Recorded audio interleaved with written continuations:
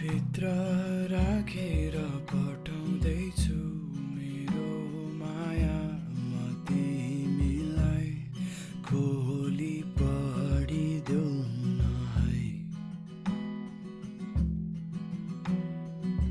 Aunty जति भरेर पानाहरू मायाका कुरा लेखेर मनले जानेको सबै अक्षर अक्षर जोडेर भावनाहरू सबै पोखेर तिमीलाई नै सुम्पिदिए यो मन। तिम्रो अस्तित्वले नै मेरो अस्तित्वलाई अर्थ दिन्छ।